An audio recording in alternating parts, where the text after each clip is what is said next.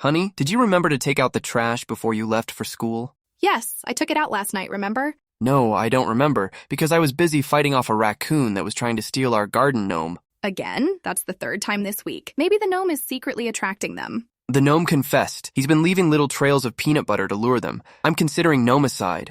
Don't do it. He has a gnome wife and children. Think of the tiny ceramic orphans. Too late. I've dressed him in a little prisoner outfit and he's doing hard time in the microwave, unplugged.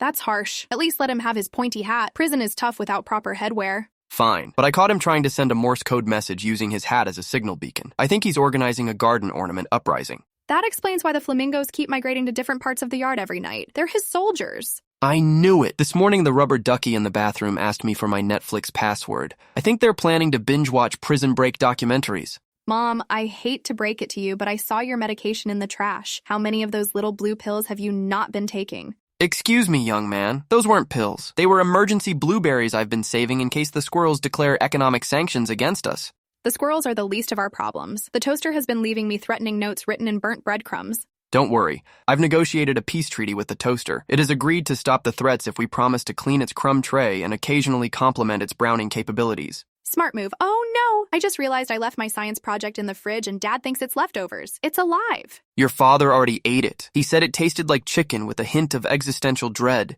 Now he's speaking in equations and claims he can see through time. That's actually convenient. Ask him who wins the Super Bowl next year so we can bet our life savings. He says we should invest everything in companies that make aluminum foil hats because they're coming and only our thoughts will be safe. Well, that's concerning. Also, why is our dog typing on my laptop and applying for online colleges? He's always been ambitious. Yesterday, I caught him filing taxes and claiming you as a dependent. Apparently, he's been your legal guardian since 2019. That explains why all my mail is addressed to human child of Mr. Woofington III. Yes, and he's been paying for your phone bill. He says you're using too much data watching squirrel videos and it needs to stop. But those are his home movies. He films them with the GoPro I found strapped to his collar. That's why Amazon keeps delivering tiny dog-sized camera equipment. I thought I was sleep shopping again. No, that was the parrot. He memorized your credit card number and has been ordering bird-themed merchandise from overseas. That traitorous feather duster. And here I was blaming the ghost in the attic who keeps rearranging our furniture when we sleep.